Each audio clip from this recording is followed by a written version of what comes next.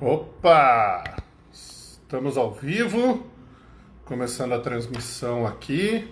Esperar o Zani entrar. Hoje a gente vai falar sobre marketing de serviços. Peraí, consegui conectar meu carregador. Beleza. Já tô vendo uma galera legal entrando aqui. Vocês estão me ouvindo bem? Alguém consegue confirmar aí no chat? Nossa, olha, tava carregando as coisas aqui, zoou tudo. Nanda Pérez indo. Manu, boa noite. Ronald, boa noite. Bruna, boa noite. Peraí que esse negócio tá na frente do meu celular. Maria, boa noite. Primedeiros. Cadê Maurício? Maurício Zani, cadê você, meu filho? Áudio tá ok, câmera tá ok. Eu é que não tô ok, mas foda-se. Isso aí não tem como arrumar. Renata perguntando qual vai ser o tema. Marketing de serviços. Hoje nós vamos falar sobre serviços. Carla, boa noite, meu amor. O Tony, olha lá, o povo já chega me zoando. Divo, peraí que já tá esquentando. Baixar a temperatura do ar. Hoje a gente vai falar um pouco sobre os pilares de marketing de serviços, algumas dicas, alguns cases, algumas discussões aqui. De manhã já teve live. De manhã fiz uma transmissão com a Vi e aqui pelo Instagram. A gente fez em 2 lugares simultaneamente, foi bem legal. Foi um modelo bem interessante. Espera aí que o Maurício entrou agora e vai ter que ajustar a câmera de novo. Vamos deixar o livro lá atrás, ó, subliminar. Para quem não tem ter. Boa noite. Boa noite, Dani. Bom? Peraí que agora eu tô com o fone no lugar errado. O fone estava no Mac. O princípio de live é a gente passar os próximos 2 minutos vendo se está tudo certo, se o som tá bom. Toda live tem que ter isso, né? Não, eu já estava fazendo isso aqui. Agora o teu som ficou baixo para diabo para mim. Tá baixo? Agora foi. Não, beleza. Eu acho que era o meu plug que estava mal colocado aqui. Felipe Moraes, meu autor preferido, lindão. Gente, vamos lá. A gente vai começar agora a fazer um formato diferente. Hoje nós entregamos o último encontro do Clube de Marketing Digital, um projeto que a gente lançou 13 meses atrás.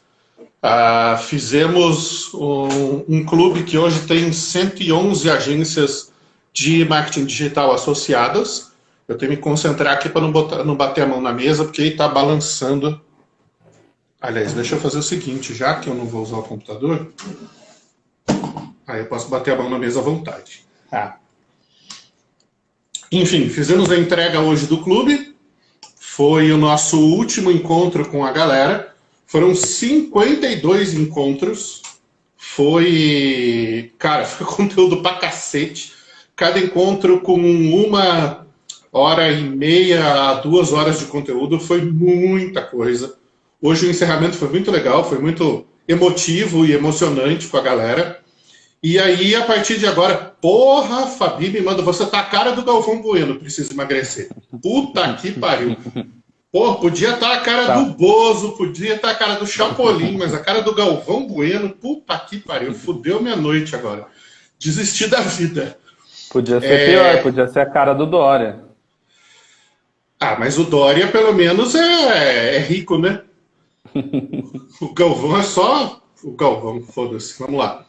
E aí agora a gente tem uma agenda diferente. Então, semana passada eu e o Zani sentamos para repensar a nossa agenda de 2020 inteira, até porque, assim como todos, nós também fomos afetados pelo coronavírus, né? Eu não deveria, mas eu estou aqui no escritório, porque a estrutura de luz aqui é melhor e é mais confortável fazer a live daqui, né? Estou terminando de montar meu escritório novo lá em casa. Meu Deus, olha a cagada que a Mari está fazendo. Vai dar o nome para o filho dela de Rafael. Por companhia e do Kiso. Cara, você não faz ideia do que você está fazendo. Não dá nome de anjo para filho. Não faz isso. Gabriel, Rafael, esses nomes... Cara, é tudo filho do capeta. Só o nome que é de anjo, cara. Puta, eu quebrei braço, joelho, costela, coluna, tive traumatismo craniano, quebrei o nariz, cortei o olho. Cara, não dê nome de anjo para filho, tá? Não faz isso não. Bom, vamos para o que interessa. A partir dessa semana, a gente começa a fazer live semanalmente, na quarta-feira à noite. Vamos tentar fazer sempre nesse mesmo horário, né, das 8 às 9. O Instagram ainda limita a gente nessa 1 hora. E aí, se estiver funcionando legal, às vezes a gente estende a live, às vezes não. E cada semana a gente quer fazer sobre um tema que é relevante para os nossos assinantes. Então, hoje, a gente tem lá muitas centenas de assinantes no Essencial de Marketing Digital. A nossa meta é, até o fim da pandemia, conseguir chegar aos 1.000 assinantes. E muitos que estão aqui ao vivo com a gente já estão lá. Quem não está, esteja. E o papo de hoje... Se você é aluno aí do Essencial, deixa um comentário aqui, se tem algum aluno do Essencial aí para a gente saber. Isso, boa. E aí hoje a gente vai falar um pouco sobre marketing de serviços. Então, o primeiro tópico aqui, a gente separou alguns tópicos para discussão, são os 3 P's do Marcos Lemonis. Para quem não conhece o Lemonis, é aquele cara que faz aquele programa O Sócio. Não a versão brasileira, com o Roberto Justus, pelo amor de Deus. A versão gringa, com o careca, gordinho, que tem Maserati, coisa e tal, que o cara é bom pra cacete. Não que o Roberto Justus não seja, tá? Mas o Marcos Lemonis é o que deu origem à série. E toda vez que o Lemonis vai investir numa empresa de serviços, ou mesmo de produto, ele comenta, ele busca esses 3 pontos dentro de uma empresa de serviços. Né? O que ele chama de produto, porque ele usa a sigla de 3 P's, né? Então, produto, processos e pessoas. Product, processes and people. Em serviço, logicamente, se a gente está vendendo um serviço, ele não é um produto, mas é uma forma dele olhar para a situação. Então, quando você tem um serviço empacotado, em marketing, a gente pode entender isso como um produto. Tá? Então, se eu estou vendendo, por exemplo, 10 sessões de massagem, né? A Carla foi na massagem agora há pouco, me mandou mensagem, então estou com isso na cabeça. Você vendeu um produto, né, que é um serviço empacotado. Se você vende, por exemplo, uma viagem é um serviço, mas ela é vendida como um produto. Você vai lá e compra uma passagem aérea, a reserva de um hotel, a reserva de um carro e a entrada para meia dúzia de museus. Né? Você comprou um pacote, então ali você tem serviços empacotados. Aí a gente pode chamar de produto. Dentro desses 3 pontos aí, Zani, o que você vê como mais relevante em termos de marketing de serviço? O que é que faz mais diferença? Eu acho que o primeiro ponto já, principalmente para quem é prestador de serviço aí, é esse negócio de achar que o serviço não é um produto. Então, eu preciso ter uma coisa especial, eu preciso pegar o cliente pela mão, etc., e muitas vezes você tem que encarar o teu serviço como produto. Você precisa entender bem onde começa o teu serviço, onde termina, qual é o custo dele, porque muitas vezes você acaba se perdendo em entender qual é o custo do teu serviço. Então, eu acho que essa visão de produto para o serviço, eu já fui prestador de serviço e sei que há um certo preconceito, vamos dizer assim, a gente, eu não quero transformar o meu serviço em produto.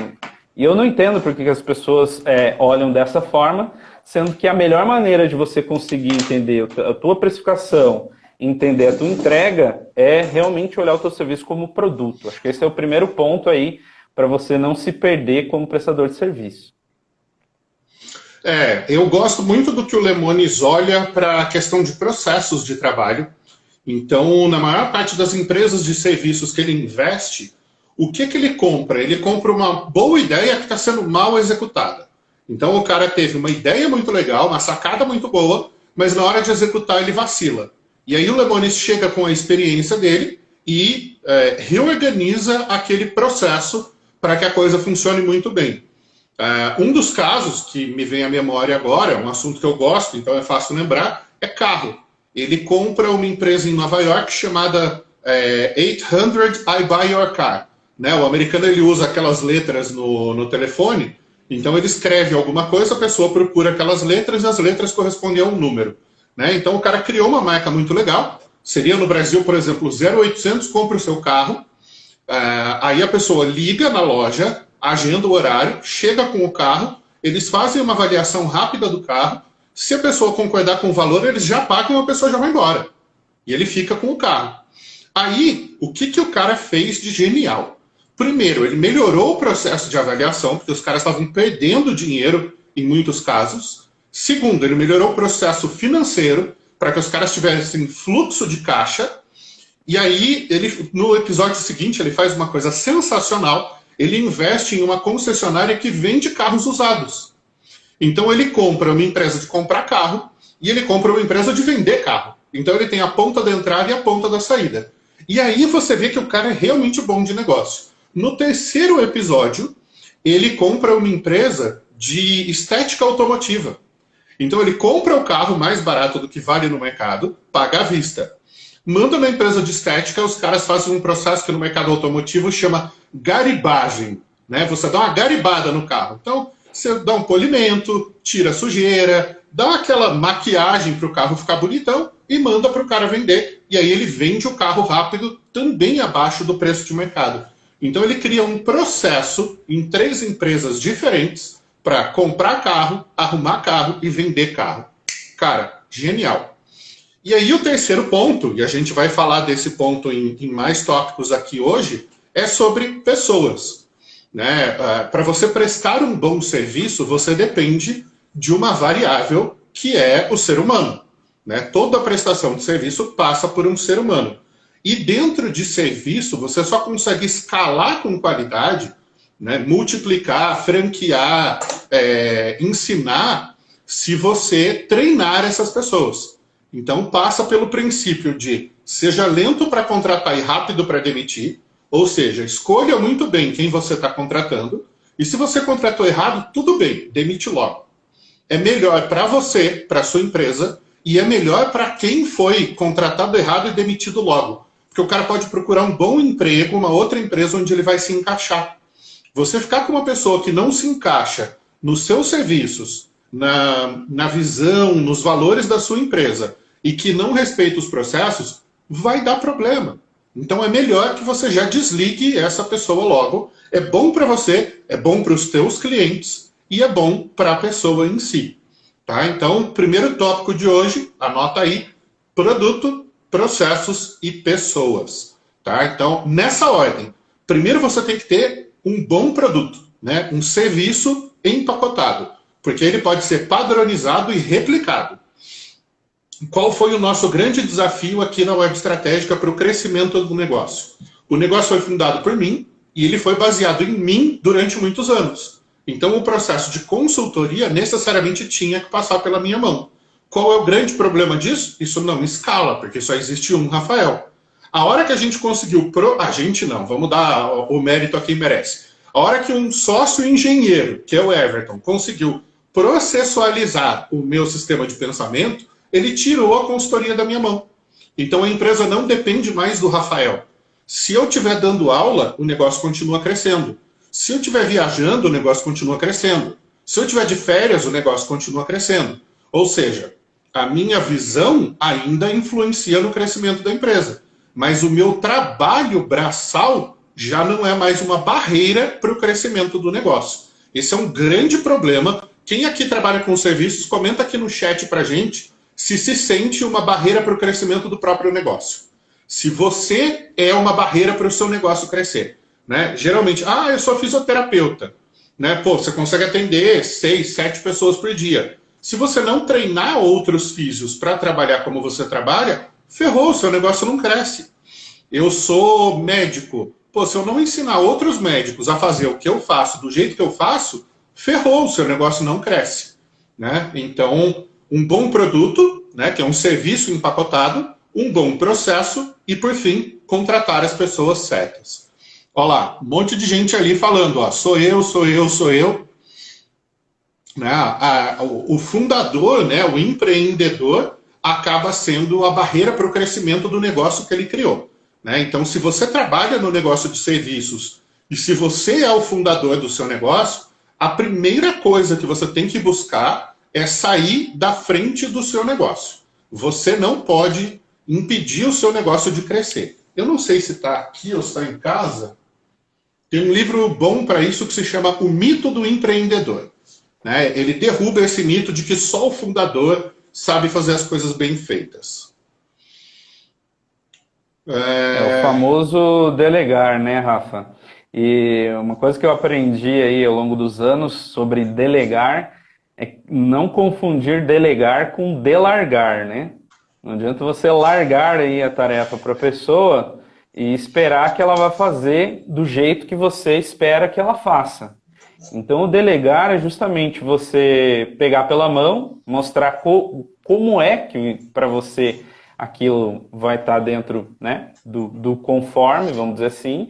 E eu costumo sempre fazer algumas tarefas, algumas ações juntos, né, com equipe, para justamente não cair nesse delargar, se vira nos 30 aí, e daí depois você exigir que a pessoa tivesse X, Y, Z, esperar que a pessoa venha aquilo do além, etc. Isso não vai acontecer, né? Então, uma coisa que eu aprendi mas eu achei que você soubesse, né? Pô, achou errado. E outra coisa também é esperar que as pessoas elas estejam prontas, né? Eu acho que uma coisa que eu entendi muito bem, assim, no nosso país, é difícil você encontrar profissional pronto. Então, uma cultura aí praticamente já que eu já tenho para mim é de que a gente precisa formar pessoas.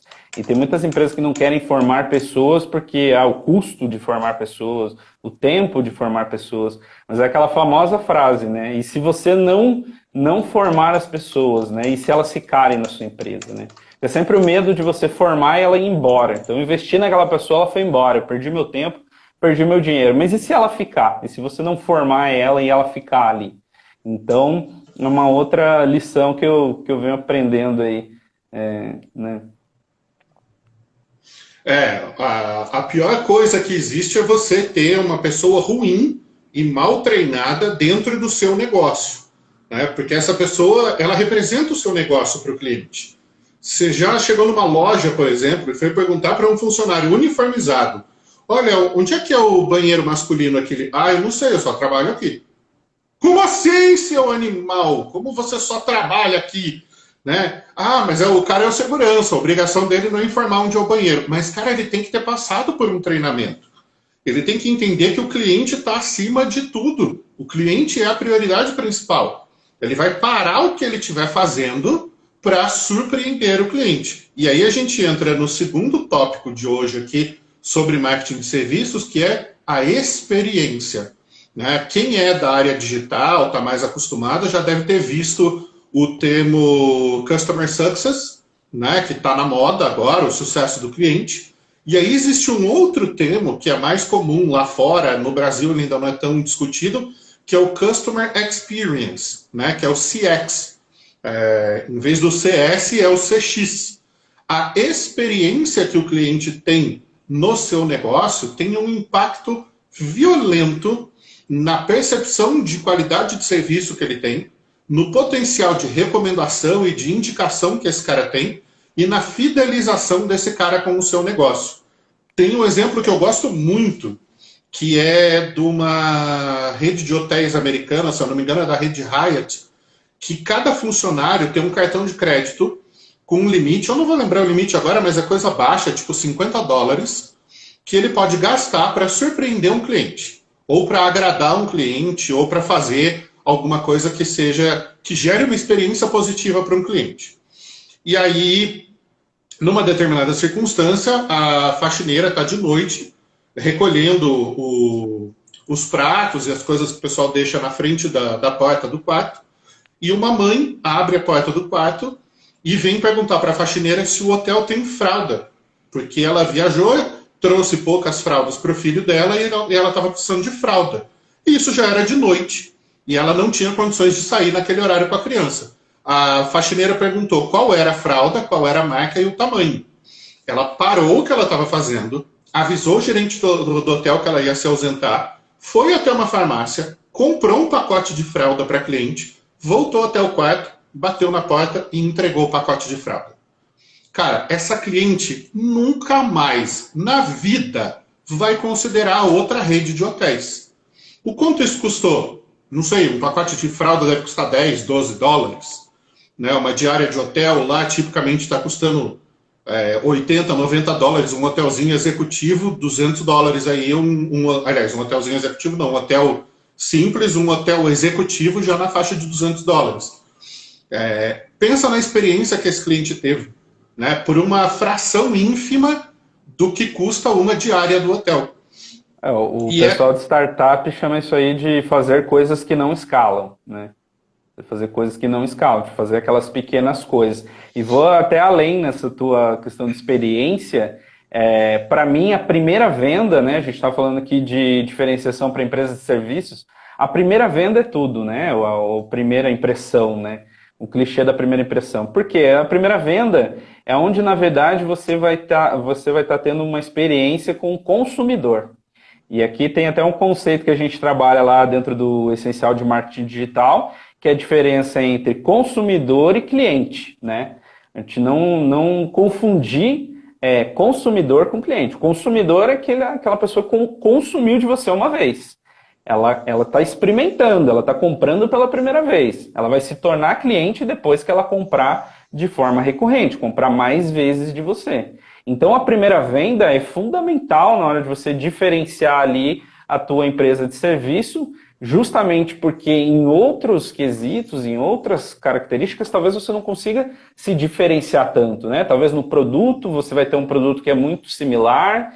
Então, a primeira venda aqui, para mim, é uma das coisas mais importantes na hora de você fazer diferenciação para uma empresa de serviço. Porque se você errar já na primeira venda, se essa experiência, que é isso que você está falando, né, Rafa, for ruim, ela não for positiva, esse consumidor não vai se transformar num cliente. Eu tenho uma aula lá de 1 hora, que eu falo disso no Essencial de Marketing Digital, que é uma aula que eu falo de jornada de valor, né, e funil de vendas, que eu explico bem essa diferença aí entre o consumidor e o cliente. Então, o nosso trabalho enquanto empresa é conseguir transformar os consumidores em clientes. Essa é a nossa taxa de sucesso, né? Para ver se a gente tá fazendo uma boa experiência, né, com o consumidor. A Mari Kirnev foi minha primeira chefe. E eu trabalhei para ela em 2001, 2002, quando eu trabalhava na IPTV, que é uma afiliada aqui do Grupo Globo para o interior de São Paulo. E ela falava muito isso: o cliente que compra a primeira vez de você, ele não é teu cliente. Quando ele compra a segunda vez, ele é teu cliente.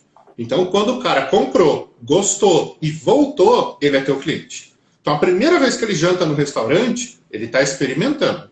Se a experiência for positiva, ele volta. Se ele não voltou, provavelmente, ele não foi surpreendido. E aí entra uma coisa fundamental, a gente fala muito disso em várias aulas do Essencial, em vários momentos a gente fala muito isso com os alunos, que é alinhar expectativas. E isso vale para relacionamentos. Isso não é uma lição só de marketing. Isso é uma lição para a vida, né? Relacionamentos demandam alinhamento de expectativa. Então, se você tem um relacionamento profissional e você não alinha a expectativa, pode dar problema. Se você tem um relacionamento amoroso e não alinha a expectativa, pode dar problema. Se você tem um relacionamento com um cliente e não alinha a expectativa, pode dar problema. Eu tenho clientes que se tornaram amigos, eu demiti esses clientes, eles continuaram meus amigos e hoje eles voltam para pedir recomendações de novos fornecedores. Por quê? Porque o tempo todo a gente manteve as expectativas alinhadas. Então eu sabia o que ele esperava, ele sabia o que eu entregava e estava todo mundo de acordo. Isso tem um aspecto muito importante em serviços que a gente chama de tangibilização. O serviço, por natureza, ele é intangível. Você não pode estocar serviço, né? Eu sou massagista e eu vou deixar umas massagens estocadas aqui. Quando o cliente chegar, eu tiro do estoque. Não tem como. Você tem que ir lá e executar o serviço, né? Então, o serviço ele não tem estoque. Na hora que você tangibiliza, você gera experiência para os clientes. E aí eu vou dar um exemplo bem fora da caixa. Hoje em dia já é conhecido como algo simples, mas quando foi feito pela primeira vez, obviamente foi genial. Primeiro eu vou dar o crédito para o santo, né? Quem inventou esse milagre foi o Romeu Buzarello, o popular Buzão, né? Diretor de marketing da Tecnisa, há 15 anos já. O Buzarello foi o cara que criou os primeiros cases de social media no Brasil, né? A Tecnisa foi a primeira construtora que vendeu um apartamento pelo Twitter, foi a primeira construtora a estar no Instagram, foi a primeira construtora a anunciar no Facebook, enfim, o case é super conhecido. Mas tem um ponto da experiência que a Tecnisa trabalhava que eu acho que é fenomenal. Quando você compra um imóvel, você está comprando um sonho.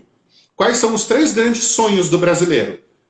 Casa própria, carro do ano e viagem para fora do Brasil. Né? Então, ó, é a casa própria, o carro zero e a viagem para o estrangeiro.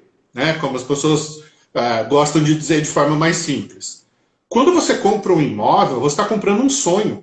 O sonho de morar em um imóvel seu, né? No caso da Tecnisa, um imóvel de alto padrão e um investimento que é, além de alto, ele é lento. Porque se você compra um imóvel na planta, ele vai levar de 3 a 4 anos para ficar pronto.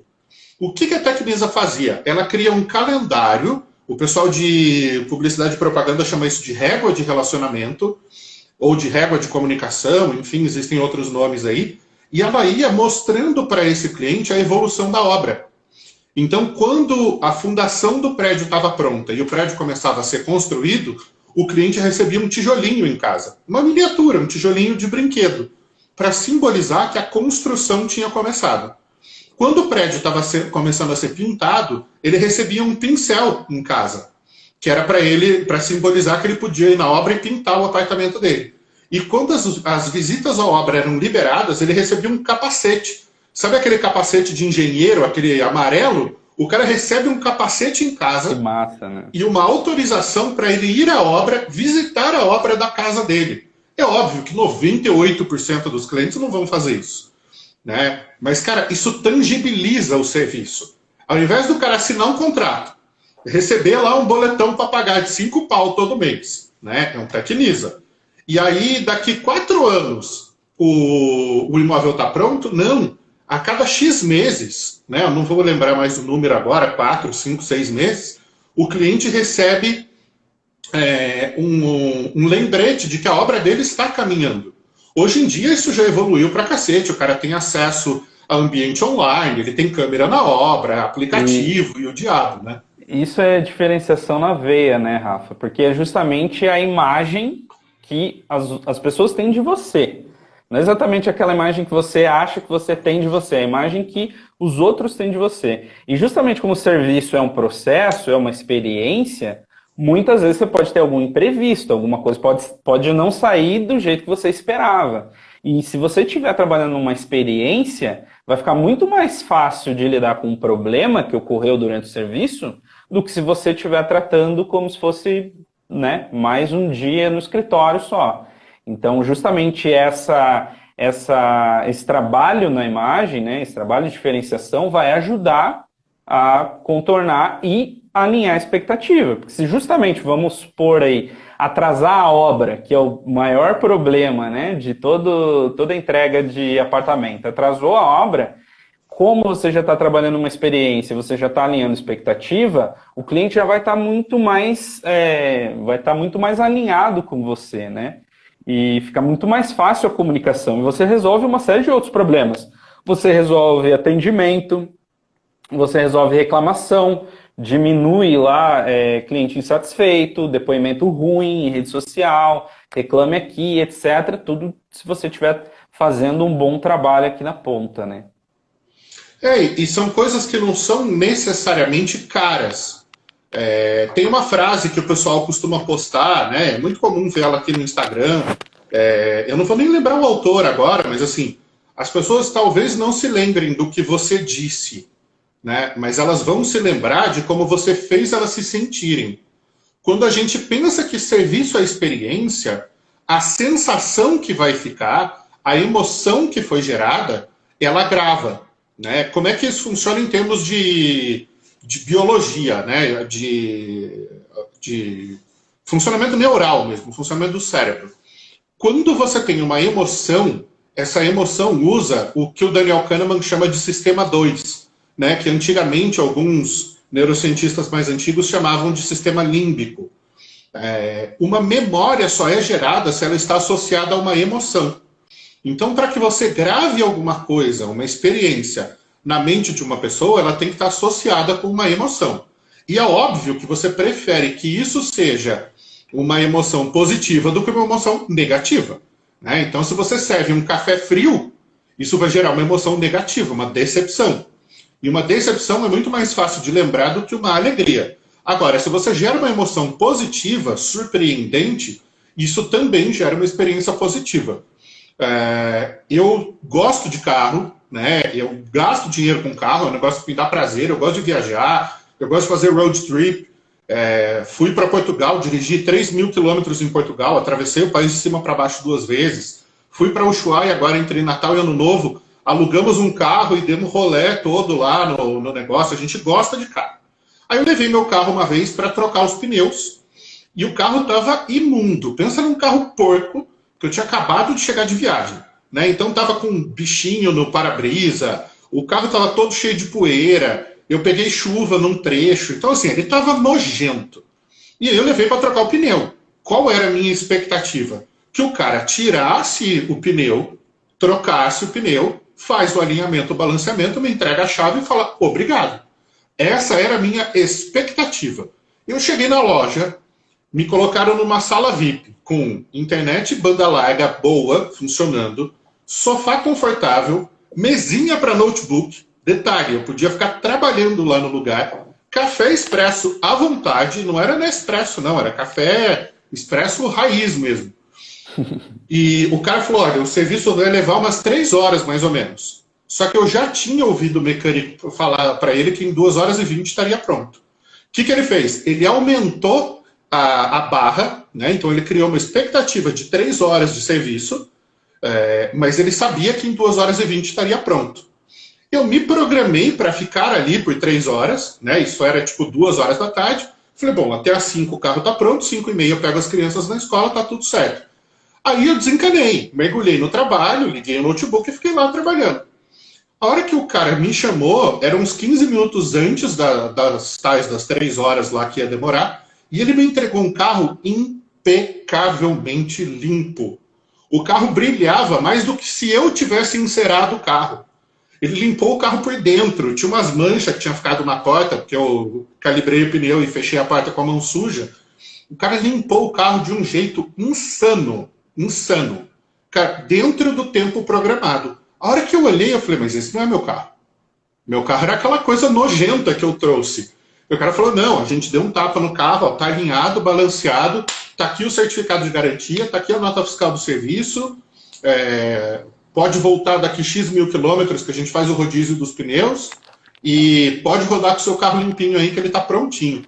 Eu olhei aquilo, cara, a minha sensação foi de... né? Não pode falar palavrão, senão o Instagram derruba a gente. E fica muito claro, né, de entender experiência e diferenciação, a imagem que as pessoas têm de você. Eu gosto muito do exemplo de pousada, né? Pousada trabalha muito bem essa questão da experiência. Então, no ramo aí de hospedagem, serviço de hospedagem, né, você tem aquela pousada que você vai lá para tomar um banho, dormir e tomar café, o famoso bed and breakfast, né? Uma vez eu reservei uma pousada em Arraial da Ajuda, assim, foi a viagem dos sonhos, a gente não esquece até hoje. A gente foi para Arraial, e Arraial, você desce em Porto Seguro, e aí você tem que atravessar a balsa para ir para Arraial, é o caminho mais rápido que você faz. E logo que a gente atravessou a balsa, o dono da pousada estava lá com o carro dele esperando a gente para pegar a gente na balsa, né? Eu e a minha esposa. Aí ele pegou a gente na balsa, ele fez um city tour por Arraial, mostrou como era o centrinho, mostrou os principais restaurantes, etc., antes de levar a gente para a pousada. Chegando na pousada, já começava que a pousada era a própria casa dele, né? Que é o famoso conceito aí de guest house. Então já saiu, ele já moveu de pousada para guest house. Aí alguns vão falar, mas é gourmetização isso daí. Eu vou explicar para você que não é. É a casa dele. Então, basicamente, você tem a casa e tem mais uns 3 ou 4 quartos. e ali você vive uma experiência com os donos da casa. Não é uma hospedagem ali simples. Obviamente que você tem a sua privacidade, né? E eles fazem muita questão, né, de que você tenha essa privacidade. E chegando lá, eles já tinham preparado um drink. A esposa lá do dono da pousada preparou um drink, que era o welcome drink lá, e a gente já foi recebido com um drink. Aí eles explicaram, contaram a história deles, né? Que eles tinham um restaurante em Porto Alegre, e daí eles foram para Arraial da Ajuda porque eles se apaixonaram, etc. E você começa a entrar em todo aquele clima, toda aquela energia do lugar, assim, em 5 minutos que a gente tinha pousado, que a gente tinha pisado ali na pousada, né? E depois daquilo eles foram só aumentando a experiência. Então, assim, a gente estava, às vezes, lá na piscina, eles traziam uma comidinha num horário completamente diferente e, assim, totalmente grátis, assim, vamos dizer, dentro da experiência. O quarto, assim, uma coisa incrível, tudo muito bonito, tudo muito além daquilo que a gente esperava. E aí, em determinado momento da hospedagem, o próprio dono da pousada começou a tirar umas fotos da gente, e ao final ele entregou um CD, tá? Com essas fotos e com a experiência que a gente passou na pousada. Qual foi o resultado disso? Se você olhar o depoimento que eu deixei no TripAdvisor e o depoimento que as outras pessoas deixaram no TripAdvisor, basicamente ele está entre o primeiro ou segundo lugar como uma das pousadas mais recomendadas do TripAdvisor, e basicamente ele dominou ali esse canal, que as pessoas, primeira coisa que vão fazer, procuram no Google para saber se a pousada é legal ou não. Então, assim, investiu muito bem na experiência, tornou assim, aquele serviço de hospedagem, que seria uma coisa básica, muito parecido com o que você está comentando, da oficina mecânica, em vez de ser um serviço, puxou para a experiência, e basicamente hoje ele domina todas as recomendações, depoimentos, dentro do Google, dentro do TripAdvisor, dos principais canais ali de recomendação. Então, assim, não custa caro, né, investir em experiência, não custa caro você criar essa imagem, né, de você mesmo na cabeça dos teus clientes, você conseguir entrar lá na cabeça dos teus clientes. Então, quando eu já penso em viajar de novo para o Nordeste, a primeira coisa que a gente já pensa é na hospedagem, já nem pensa mais na praia, etc., porque... Pessoal de turismo está aqui perguntando o nome da pousada. A pousada se chama Cor da Terra, fica em Arraial da Ajuda. Você vê que, não esqueci, isso já fazem 7 anos, eu não esqueci o nome da pousada até hoje. Se você me perguntar outras pousadas que eu já fui, até algumas muito boas, eu não vou recordar.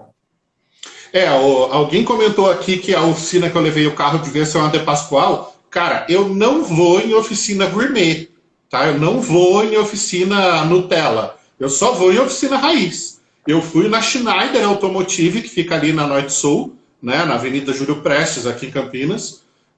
Chegando lá, falar com o Edu, que é o dono, tá? O cara para resolver. Principalmente carro premium, né? Carro especial, carro com configuração diferente.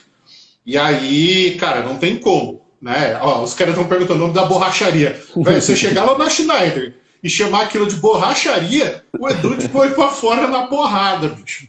Mas assim, carro foda tem que ser lá. Aí entra uma coisa, enquanto você estava comentando, eu estava lembrando da questão da escassez, né? Existem alguns princípios de convencimento, de persuasão, né? Isso é baseado lá nos princípios do Robert Cialdini. Como é que a gente aplica a escassez dentro do... A Michelle já falou a segunda vez desse negócio de paradoxo do erro aqui. Cara, eu não faço ideia do que seja isso. Nunca ouvi falar. Como é que a gente aplica a escassez dentro do marketing de serviços, né? Esse caso que o Zani acabou de contar, deixa eu te fazer a pergunta antes. Era uma pousada barata ou não? Na época era. O que aconteceu depois com essa pousada? Quando eu fui, veja bem, eu paguei R$280 a diária. Tudo bem que isso era há 7 anos atrás. Hoje, se você conseguir se hospedar lá por menos de R$1.000 a diária, eu acho impossível.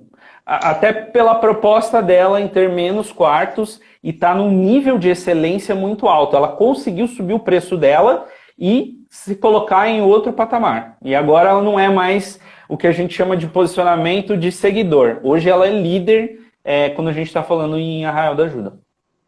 Aí, gente, anotem 3 coisas fundamentais aí para serviços. A primeira, exclusividade. Repara no que os donos da pousada fizeram. Ao buscar o Maurício e a Fernanda lá na balsa, o cara provavelmente já foi fazendo algumas perguntinhas para eles sobre o que eles gostavam, que tipo de bebida que ele gosta mais, que tipo de comida que ele gosta, e o cara foi anotando isso mentalmente. A hora que ele chegou, ele passou isso provavelmente para quem cuida da cozinha, talvez fosse a esposa dele, e aí de vez em quando ele chega lá e fala, olha, você falou que você gosta de dry martini, eu fiz um aqui para você, vê se tá bom. Né? Puta, isso joga a exclusividade num nível estratosférico. A segunda coisa, a pessoalidade. Né? Então, se você já teve a oportunidade de comer no restaurante Madeiro, o que é que você percebe no Madeiro? As pessoas se sentam em torno da mesa, eles vêm com um tablet, e aí eles marcam o número de pessoas que estão sentadas naquela mesa. E a hora que você pede a sua carne, como o Madeiro é uma casa de carnes, ele pergunta o ponto da carne. Se você quer mal passada, ao ponto, bem passada ou estragada, né? Torrada. E errada. Você nunca vai receber um pedido errado no Madeiro, a não ser que você trocar de lugar na mesa. Né? Se você trocar de lugar, aí você está sacaneando os caras. Mas se todo mundo ficar sentado no mesmo lugar, a sua bebida vai chegar certa, a sua comida vai chegar certa. Se você pedir um café curto, vai vir o curto. Se você pedir o longo, vai vir o longo. E aí ele traz a carne exatamente no ponto que você pediu. Isso é uma característica que em serviços a gente chama de pessoalidade. Ou seja, o garçom que é responsável por aquela mesa, ele tem uma responsabilidade pessoal em agradar os clientes. Ele assume uma responsabilidade pessoal de fazer aquelas pessoas se sentirem acolhidas. E existe uma outra característica que tem a ver com a exclusividade, com a pessoalidade, que é isso que o Zani acabou de ilustrar com o exemplo dele, que são os limites físicos. Na semana passada, quando eu abri Stories, a Wanda, que é uma professora, veio me perguntar por que eu ainda dava aula presencial se eu podia dar aula online. Por que no modelo da Nova Escola de Marketing, desde 2016, quem quiser entra no nosso YouTube lá depois e busca Marketing de Conteúdo 2016, vocês vão ver o videocase do curso que a gente organizou em 2016, aqui em Campinas, em São Paulo e, se eu não me engano, também no Rio de Janeiro. Ele tem uma limitação física natural. Quando você abre um curso, você tem uma sala com, sei lá, 40 lugares. Você tem aqueles 40 lugares para vender. Então isso traz uma escassez que é natural do tamanho do espaço. Essa é a diferença de um restaurante e de um bistrô. Um restaurante pode ter 40 mesas, 60 mesas, 100 mesas. Dependendo do tamanho dele, ele pode ultrapassar isso. Se a gente pegar aquele restaurante famoso aí de Curitiba, o Madalosso, ele tem, sei lá, acho que 200 mesas. É o maior restaurante do mundo. E trazendo um pouco aí, pegando um gancho que você está falando, né, Rafa? Se a gente trazer para profissionais cabeleireiros, todo profissional que tem agenda, né, tem horário. Então, essa exclusividade, você pode trabalhar em uma escassez para dizer, olha, meu tempo é limitado, eu atendo X pessoas no dia. Então, consequentemente, você vai ter uma escassez natural, real, e você vai poder subir teu preço justamente porque vai ser disputado aquele horário. É o que acontece com o restaurante também. O restaurante tem X mesas, você pega lá, eu estava vendo o restaurante da Disney lá, tem um restaurante lá que é, acho que da Disney Paris, que é do filme do Ratinho lá, do Ratatouille. Se você não reservar com 30 dias de antecedência, esquece. Todo mundo quer ir lá na Disney e comer no restaurante do Ratatouille e tal. Então, assim, tem uma escassez real ali, né? Então, você consegue subir preço e consegue gerar essa exclusividade aí que você está falando. Quando a gente levou a Carol para Disney, ela tinha 6 anos de idade, a gente levou ela para jantar no Castelo da Fera. Tem lá a Bela e a Fera, e tem o Castelo da Fera, e você agenda o restaurante. São 4 meses de antecedência para conseguir uma mesa. para comer um sanduíche de rosbife. Tudo bem que foi um puta sanduíche de rosbife, né? Mas assim, cara, 4 meses de antecedência. Para ela vestir a roupinha de princesa no castelo das princesas, cara, são 8 meses de antecedência. Você não chega lá e pega uma fila e, tipo, já era. Né? Então, eu lembro de ter ido jantar com um casal de amigos uma vez aqui em Campinas, num bistrô. O cara tinha 8 mesas. Era o próprio chefe que levava a refeição para a mesa. Logicamente, ele tinha os assistentes, ele tinha o pessoal cuidando do salão e coisa e tal, mas, assim, era uma coisa muito pequena, muito exclusiva. Né? E isso aumenta o ticket. Hoje cedo, uma live com a Vivian lá no LinkedIn, a gente falava exatamente sobre isso. Para os nossos alunos de agência e de consultoria, a gente ensina a trabalhar muito com o conceito de escassez. Então, você tem um salário de analista. Então, você trabalha como analista de, sei lá, ads em São Paulo e ganha 4 pau por mês. E a sua meta é aumentar seu ganho em 50%. Você quer ganhar 6 mil. Você vai botar um setup lá de pegar 4 clientes de R$ 1.500. Pegou 4 clientes de R$ 1.500, você encheu o rolê. Não cabe mais. Né? Se pegar mais cliente, vai foder o baile. Então, você tem um limite de 4 clientes. Ah, mas você tem 5 dias na semana, por que 4 clientes? Porque um dia você tem que estudar. Um dia você tem que fazer relatório, você tem que administrar a empresa, você tem que fazer outras coisas. Então, para quem é urgência, você tem 4 dias produtivos na semana. Ah, mas e aí se eu quiser assumir mais o meu ganho? Você vai subir o ticket. Em vez de cobrar 1.500, você vai cobrar 2.000. A hora que você tiver com 4 clientes de 2.000, você quer ganhar mais, você vai subir o ticket para 2.500. Né? Quando eu comecei a Web Estratégica, a gente atendia tickets de 1.800, 2.000, 3.000 reais. Hoje em dia, se o cara não tiver 10 mil por mês por um ano, a gente nem senta para conversar. Por quê? Porque não faz sentido. Então, eu criei uma escassez natural para um serviço premium. Aí, trazendo de novo a questão da tangibilização. Ontem, a gente fez uma reunião que acontece mensalmente com o pessoal da Leroy Merlin. A gente acabou de completar 52 semanas de contrato com eles, ou seja, 1 ano de contrato. As meninas montaram um relatório de projeto e mostraram para o cliente tudo que a gente executou nesse 1 ano. Então, foram 40 reuniões de planejamento, foram 50 relatórios de entrega semanais, foram 1.400 textos escritos, foram 2.000 não sei quantas páginas otimizadas, foram 8 milhões a mais de visitas, foram 200 mil conversões a mais. Então, assim, tudo que a gente fez saindo do mais pragmático para o mais financeiro. Né? Então, primeiro, o número de textos que a gente entregou, o número de reuniões que a gente fez. Isso é só dado, né? Isso não gera uma informação. Depois a informação, olha, essas reuniões geraram X mil palavras escritas, que geraram X mil posições no Google, que geraram X milhões em vendas, que gerou lucro para o negócio. Aí o cliente olha e fala, cara, eu entendi por que eu estou pagando isso que eu pago por mês para vocês. Porque vocês aumentam o meu faturamento em Y. Né? Então, para quem trabalha com serviços no B2B, você tem que ter esse modelo na cabeça. Mas eu vou deixar esse modelo para falar nos últimos 5 minutos, tá? Para segurar vocês até o fim da live.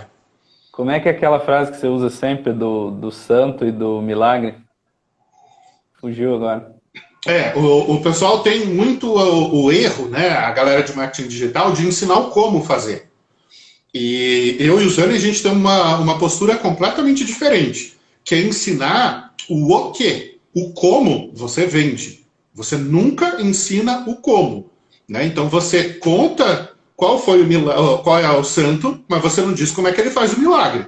Se você disser como ele faz o milagre, um outro sujeito vai lá e vai roubar o milagre do santo. Né? Então, você não pode dar a fonte da informação. Você, que é o prestador de serviço, tem que ter o controle sobre isso. Tá? Isso vai tangibilizar o serviço, vai gerar escassez, vai gerar pessoalidade e existe um limite físico. A gente tem um teto de clientes que a gente quer atender. Eu não quero ter mais do que esse teto. Quando eu estou chegando perto desse teto, eu começo a demitir cliente. Eu chego para o cara e falo, olha, você está gastando 15 mil por mês comigo. É pouco. Eu preciso que você gaste 25. Puta, eu não tenho como gastar 25. Então eu vou te indicar um outro fornecedor para te atender. Porque eu preciso botar um cliente no seu lugar. Lógico que eu não falo com essas palavras, né? Mas a gente comunica isso para os clientes de uma forma muito transparente. né? Pô, o que a gente investe em educação, em treinamento, em seleção de equipe, em testes. Só em testes internos eu invisto mais do que muito cliente meu investe. Tem um cliente nosso, recente, fechou contrato agora em janeiro. A hora que eles chegaram com a verba anual de Facebook deles, eu quase caí da cadeira. Os caras gastam 3 mil por mês de Facebook, 36 mil por ano. Eu falei, gente, a nova escola de marketing gasta isso a cada 2 meses. E tipo, a gente está longe de ser vocês, mas vocês são uma das maiores empresas do mundo. Cara, a gente gasta isso a cada 2 meses de mídia. Por quê? Porque mídia é um dos fundamentos do nosso negócio. Então não faz sentido eu trabalhar com um cliente que é uma marca global e o cara tem uma verba de 3K por mês para gastar. Eu falo, filho, tu tá de sacanagem comigo, né? A gente gasta em caneca mais do que isso. Ó, a caneca da nova escola, depois no final da live alguém vai ganhar uma caneca. E quando a gente está falando de diferenciação, assim, diferenciar serviço não é tão diferente de quanto diferenciar produto. Todas essas ideias que a gente falou aqui na live, anota e aplica. Não adianta olhar, mas é fulano que faz, mas é a empresa lá, eu não consigo fazer. Aplica. Aplica a escassez que a gente falou, aplica essa experiência, né? Como é que você pode melhorar a experiência do teu serviço? Simplesmente aplica, né? Faz o que está ali, né? Mais na tua mão ali, para que você comece a melhorar cada uma desses pontos aí de diferenciação, que é como os clientes te enxergam. Não é como você se enxerga, mas como eles veem a tua empresa e o teu serviço. Né? E aí tem muita gente assim, mas na minha área é difícil fazer. Não, é só não ter preguiça mental. Vamos lá. Eu já vi um médico que faz isso muito bem. Eu tenho que fazer consulta com esse cara a cada 1 ano, 2 anos, só para explicar o contexto. Quando eu tinha 6 anos, eu enfiei uma faca nesse olho. Então eu tenho só 20% da visão no olho esquerdo. Esses dias o Enzo, que é filho da Carla, minha namorada, tava me encarando assim, ele falou, que olho que eu tenho que encarar? É esse ou aquele? Eu falei, vai tomar no cu, moleque. Quase tomou um tapão na cara. E eu volto nesse médico a cada ano ou a cada 2 anos para fazer um exame que chama fundo de olho. É um exame insuportavelmente desconfortável, mas que eu tenho que fazer para não perder o nervo óptico. Enfim. E eu reparei que esse puto faz um negócio, ele anota no verso da ficha médica alguma informação que eu dei para ele. E aí, da última vez que eu tinha ido, eu falei, o Pedro acabou de fazer 1 ano. Quando eu voltei 2 anos depois, ele falou, e como é que o Pedro tá? Já deve estar com 3 anos, né? Já tá na escolinha? Eu falei, safado, filho de uma mãe abençoada, olha o que o cara faz. Ele pega uma informação pessoal que tem muito valor para você, nada tem mais valor para um ser humano do que um filho, ele anota a idade da criança, anota o nome da criança e anota alguma informação que seja relevante. E aí ele vai e te pergunta sobre aquilo quando ele volta a te ver. Para quem trabalha, por exemplo, com venda de automóvel, você tem que entender a lógica de raciocínio dentro da família.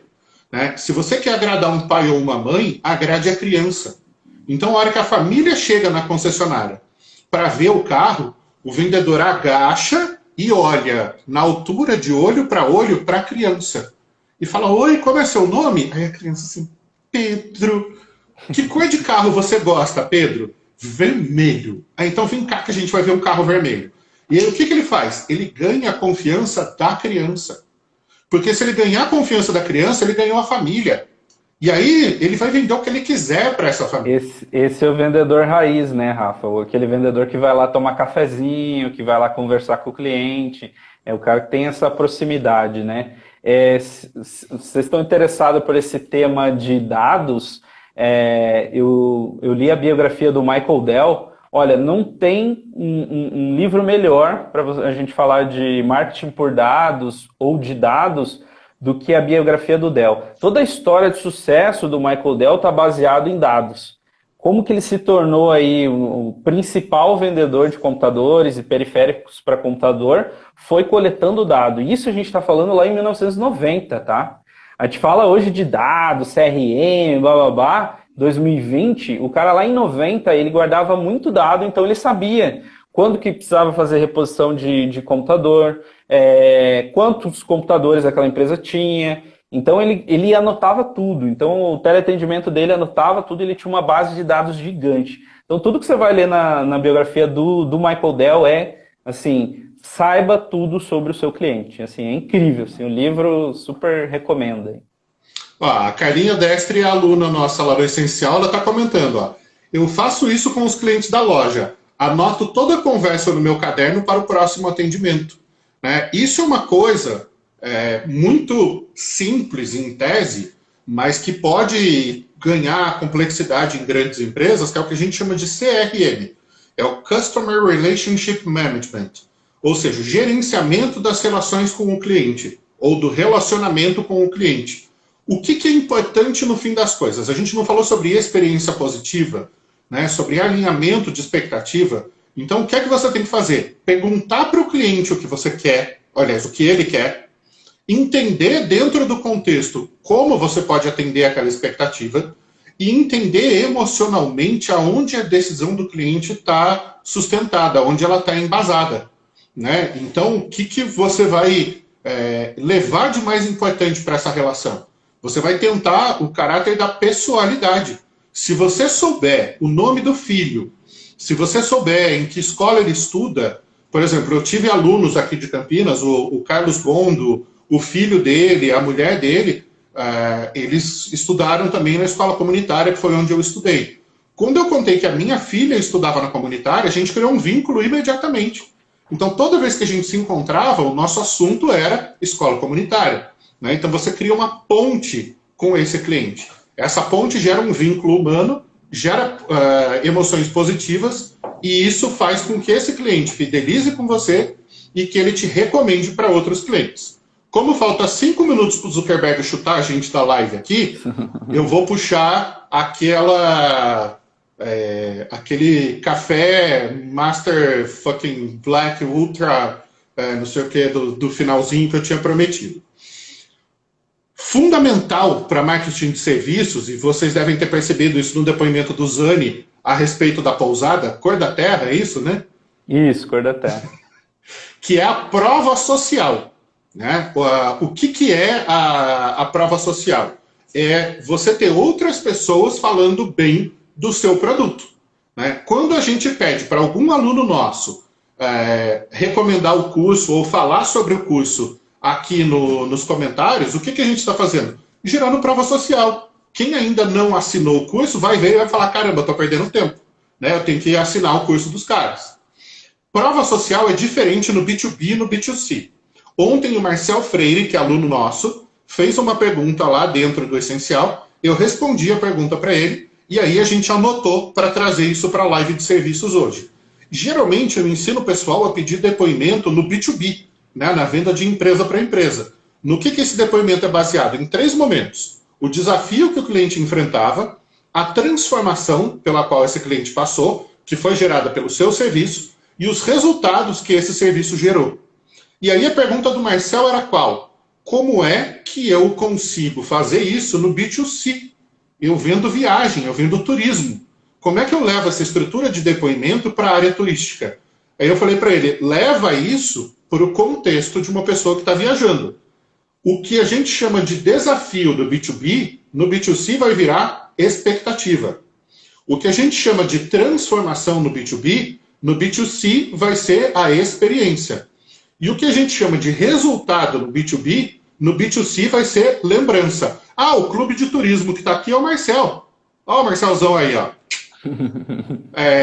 Então, o depoimento que você vai pedir, a prova social, ela vai ser baseada em quê?